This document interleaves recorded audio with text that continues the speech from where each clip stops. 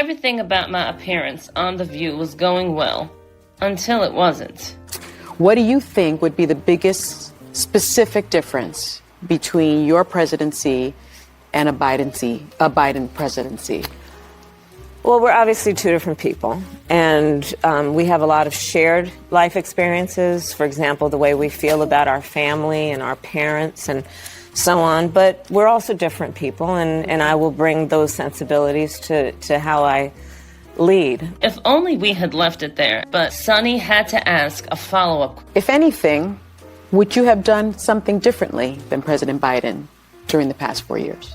I had prepped for that question. I had notes on it. There was an answer I'd given in the debate that I'm not Joe Biden, and I'm certainly not Donald Trump.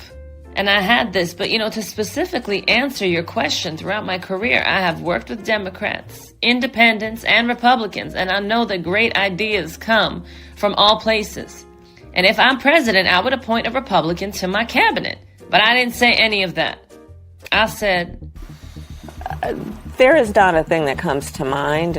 I had no idea. I just pulled the pin on a hand grenade. And I wasn't braced for that explosion that was coming. The clip was a gift to the Trump campaign. This is Kamala Harris, the former Vice President of the United States and the 2024 Democratic presidential nominee.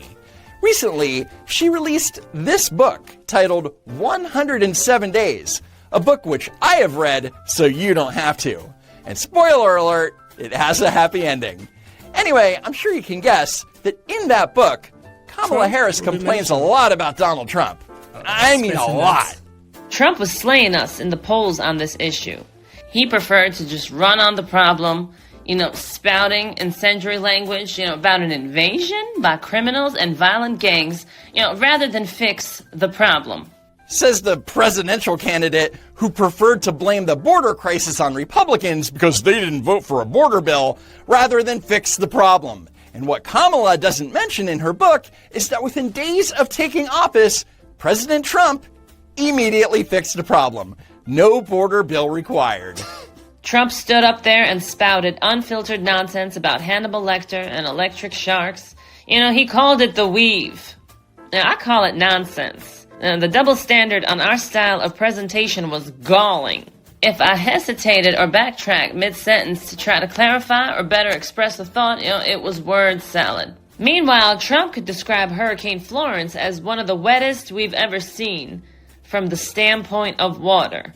First of all, Hurricane Florence was in fact one of the wettest tropical cyclones in United States history, so Trump's description was accurate.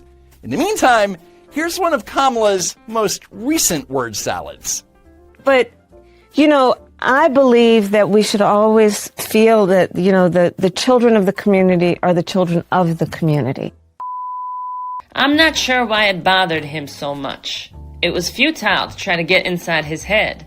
But for some reason, he hated the fact that I'd worked at McDonald's and repeatedly claimed I'd lied about it. Trump didn't hate that Kamala worked at McDonald's. He was attacking her for lying about it. And just like she didn't do during the campaign, Kamala offers zero evidence in her book that she ever worked there. Donald Trump, on the other hand, now the person that Kamala should have been more concerned about was resident Joe Biden. And of all the people in the White House, I was in the worst position to make the case that he should drop out.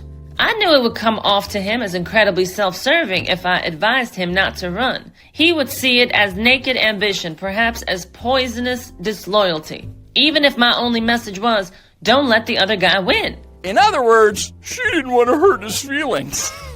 But she was also afraid of repercussions from both the White House staff and from Joe and Dr. Jill. It's Joe and Jill's decision. We all said that like a mantra, as if we'd been hypnotized. Was it grace or was it recklessness? In retrospect, I think it was recklessness. The stakes were just simply too high. There wasn't a choice that should have been left to an individual's ego, an individual's ambition. It should have been more than a personal decision. Well, it was Joe Biden's choice because instead of Democrats telling the truth about his mental and physical health, they let him run for a second term and become the Democrat nominee. it turns out that actions, or lack thereof, have consequences. So the biggest controversy of the book is where Kamala reveals who she actually wanted as her VP. Of the 8 names on the list for vetting, I might as well say that Pete Buttigieg was my first choice. He would have been an ideal partner if I were a straight white man. But we were already asking a lot of Americans to accept a woman, a black woman, y'all know what I'm saying? A black woman married to a Jewish man nonetheless. You know, part of me wanted to say, you know, screw it, let's just do it. But, you know, knowing what was at stake, it was too big of a risk. So I guess what Kamala is saying is that Democrat voters are too bigoted and racist to vote for a black woman and a gay white man on the same presidential ticket. Who knew? I guess I'd ask you to just elaborate on that a little bit. It's hard to hear. Yeah. With you running as, you know, you're the first woman elected vice president. You're a black woman and a South Asian woman elected to that high office, very nearly elected president. To say that he couldn't be on the ticket effectively because he was gay, it's hard to hear. No. That's not what I said. That he couldn't be on the ticket because he is gay. No, she literally said it. Sad, really. Another VP candidate was Pennsylvania Governor Josh Shapiro, and Kamala was worried that he would overshadow her. He peppered me with questions, trying to nail down in detail what role I saw for my VP. At one point, he mused that he would want to be in the room for every decision. I told him bluntly that was an unrealistic expectation. A vice president is not a co-president. I had a nagging concern that he would be unable to settle for a role as number 2 and that it would wear on our partnership. I had to be able to completely trust the person in that role. Every day as president, I said, I'll have 99 problems, and my VP can't be one. And this is hypocritical, considering that Kamala enjoyed that same privilege with Joe Biden. President Biden always said that he wants you to be the last person in the room, particularly for big decisions, just as he was for President Obama. He just made a really big decision. Afghanistan. Yes. Were you the last person in the room? Yes. I will bring a perspective that will contribute to the overall decisions that we make. He and I are in almost every meeting together, have made almost every decision together. It is often the case that as I will ask his opinion about things, he will ask my opinion. And through that process, I think that we arrive at a good place. And ultimately, of course, he is the president and he makes the final decision. So she wasn't prepared to extend that courtesy to her VP pick, which is ironic considering that in her book, Kamala is constantly bitching about her so-called talents not being appreciated by Joe Biden's staff. Their thinking was zero-sum. If she's shining, he's dimmed. None of them grasped that if he did well, I did well, and if I did well, he did well. My success was important for him, but his team didn't get it. Oh, and speaking of Josh Shapiro. Now, Trump, of course, immediately took the most decisive tactic he could think of, musing publicly that Josh Shapiro's Jewish identity would cost me the votes of Arab Americans. It was a typical dog whistle, except that now the frequency was audible to more than his Charlottesville, tiki torch acolytes. Oh, you mean these so-called acolytes that President Trump disavowed? Oh, those people, all of those people, excuse me, I've condemned neo-Nazis. I've condemned many different groups. You also had people that were very fine people on both sides. You had people in that group, excuse me, I saw the same pictures as you did. You had people in that group that were there to protest the taking down of, to them, a very, very important statue and the renaming of a park from Robert E. Lee to another name. And I'm not talking about the neo-Nazis and the white nationalists, because they should be condemned totally. But you had many people in that group other than neo-Nazis and white nationalists, okay? But more importantly, Donald Trump never mused that picking Josh Shapiro would lose Kamala Arab American votes. Look it up. And spoiler alert, you'll never find it, because it never happened. Clearly this garbage book wasn't fact-checked. Well, at least until now. True. Next, Kamala was also considering Senator Mark Kelly of Arizona to be a VP pick. Kamala Harris writes, I admired Mark Kelly. He would be magnetic. As I sat across from him, what I saw was our American ideal of selfless service. Just, untarnished. He also hadn't yet had an oh shit moment in his relatively short political career. You know what I mean? Could a captain used to deference and respect adapt to an opponent's national campaign specifically designed to disrespect him, to cut a hero down to something so small? I realized that I couldn't afford to test Mark Kelly in that ugly grinder. So according to Kamala Harris, Mark Kelly, who flew 39 combat missions in Operation Desert Storm and 4 space shuttle missions, both as a pilot and a shuttle commander, might be too weak to handle potential attacks from Donald Trump. Makes sense to me. What's your problem? Now, when it came to picking a running mate, Kamala reached out to former President Bill Clinton for advice. He said that his Vice President Al Gore was good for him because he knew things I didn't know. We were as different as daylight and dark, and it worked. And it seems that Kamala took this advice to the extreme when choosing Governor Tim Walz. Here she is talking about their meeting. Well, he was immediately self-critical. I'm not a good debater. I've never used a teleprompter. Never mind the teleprompter. Here was a guy who knew how to put an engine together. I mean, a guy could talk knowledgeably to a farmer about hogs and soybeans. A guy who knew what it meant to hunt in fall, to put food in the freezer to last through the winter. I mean, none of it was shtick. It was just who he was. So let me get this straight. She chose Tim Walz over Mark Kelly, a war hero, because is she stupid? So I've become friends with school shooters. Next, Kamala writes about her first sit-down interview as the Democrat presidential nominee. There had been a lot of chatter about the timing of his first interview after becoming the candidate, that I should have done it sooner and followed quickly with several more. There was a feeling that we needed to feed the beast, but I knew that beast would eviscerate me if I wasn't properly prepared. And in the book, Kamala writes that senior advisor to the campaign, David Plouffe, told her that it was important that she nailed her first sit-down interview as a presidential nominee. But instead, as soon as I saw that setup, I felt uneasy. I'd done enough TV interviews to be aware of how the lighting was supposed to work.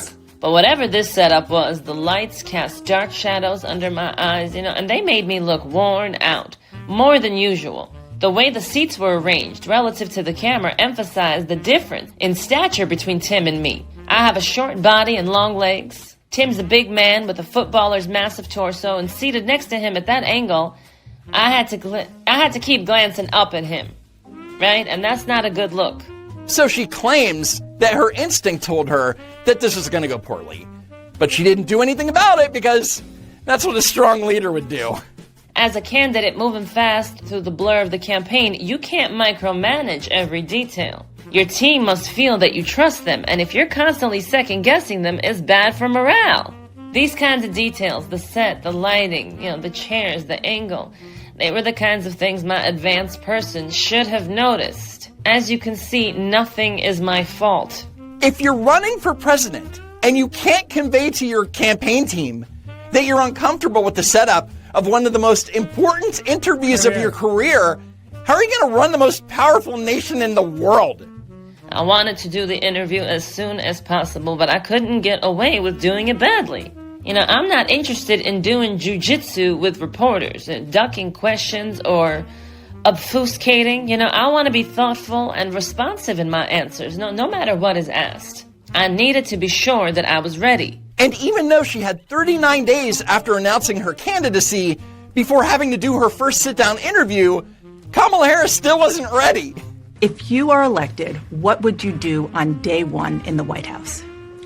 Well, there are a number of things. I will tell you, first and foremost, one of my highest priorities is to do what we can to support and strengthen the middle class. When I look at the aspirations, the goals, the ambitions of the American people, I think that people are ready for a new way forward.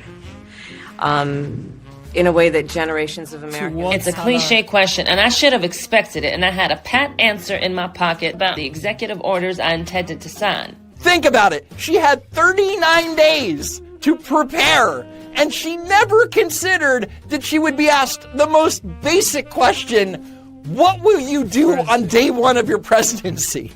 It's mind-blowing how politically untalented she is. Let's hope she runs again in 2028. Yeah.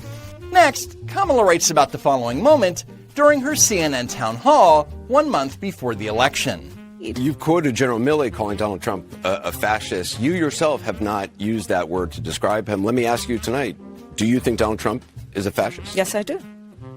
Yes, I do. That became the headline. The stronger answer would have been, never mind what I think. Listen to what one of his generals and top officials have to say. To have your own people who have worked with you say such a thing is far more damning than the opinion of your political opponent. So Kamala thought that the stronger answer would have been not to answer the question. Got it. I love my family, but there's a lot of it. And sometimes it's just a lot. At one point, I crept off with Dougie to have a quiet drink in the hotel's tiny bar. And sitting there, I silently prayed for patience and a bit of relief from my brood. I'm guessing that this happened on a daily, if not hourly basis. Then Kamala complains that she didn't like the birthday gift that her husband Doug gave her and needed to decompress. I went to take a bath. It's just one of those things I did at the end of those long days to help me slow down enough to get to sleep. And in the warm steam, Willie, if you're listening, in the warm steam, I managed to relax and get over my disappointment. I was about to climb out of the tub when I noticed that all of the bath towels were hanging on the far side of the room, unreachable. I called to Doug to ask him to bring me one. No answer. He was in the other room, watching the Dodgers eliminate the Mets in the playoffs. He couldn't hear me over the television. I called his phone, his answer, a casual, "What's up?" Really? It was a bridge too far, and then we got into it. The stress had just finally gotten to the both of us. So after a relaxing bath, Kamala was still so stressed that she picked a fight with her husband over the bath towels that she didn't make sure were in reach before starting her bath. Scary to think how close she was to controlling our nuclear arsenal. Next, Kamala talks about what was arguably the worst single moment of the campaign. Everything about my appearance on The View was going well, until it wasn't. What do you think would be the biggest specific difference between your presidency and a Biden presidency? Well, we're obviously two different people, and we have a lot of shared life experiences. For example, the way we feel about our family and our parents and so on. But we're also different people, and I will bring those sensibilities to how I lead. If only we had left it there, but Sonny had to ask a follow-up. If anything, would you have done something differently than President Biden during the past 4 years? I had prepped for that question. I had notes on it. There was an answer I'd given in the debate that I'm not Joe Biden, and I'm certainly not Donald Trump. And I had this, but to specifically answer your question, throughout my career, I have worked with Democrats, independents, and Republicans, and I know that great ideas come from all places. And if I'm president, I would appoint a Republican to my cabinet. But I didn't say any of that. I said, there is not a thing that comes to mind. I had no idea. I just pulled the pin on a hand grenade, and I wasn't braced for that explosion that was coming. The clip was a gift to the Trump campaign, and they used it in an ad after ad to shackle me to an unpopular president. Why didn't I separate myself from Joe Biden? Because she's stupid. Very stupid. According to Gallup, at the time of her appearance on The View, Joe Biden's approval rating was at a dismal 39%. And according to Kamala, she had no idea. Over the course of the 107 days, I became increasingly aware that people wanted to know there was a separation and that it was a big issue for them. I just didn't realize how big. David Plouffe was the most outspoken. He said that he felt someone needed to do an intervention with me, that I needed to get it through my head, that this was a real issue. That was when he told me bluntly, people hate Joe Biden. Fact check true, Kamala. So the best chapter of the book is from her recollection of election night, when campaign chair Jen O'Malley Dillon broke the news to Kamala that she would lose the election and that there was no path forward. Then J.O.D. called me. I'm sorry, ma'am. I don't think you're going to get there. Oh my God, what's going to happen to our country? I could barely breathe, y'all. And then the day after the election, it didn't get much better for Kamala. I woke from a brief, fitful sleep, still unable to believe what had happened. My mind tumbled through impossible scenarios. It's not true. And if it is true, how can we fix it? What if we do this? Could we do that? Yeah, maybe she could call Josh Shapiro and ask him to find 121,000 votes. Maybe she could incite a mostly peaceful protest at the Capitol. I was ashamed to realize I was in the denial and bargaining stages of grief. A very long way from acceptance. I could objectively diagnose what I was experiencing. I had no cure for it. But soon after, Kamala made her concession call to President-elect Donald J. Trump, and then 62 days later, she certified the 2024 election, saying, quote, "It was one of the most difficult things I have ever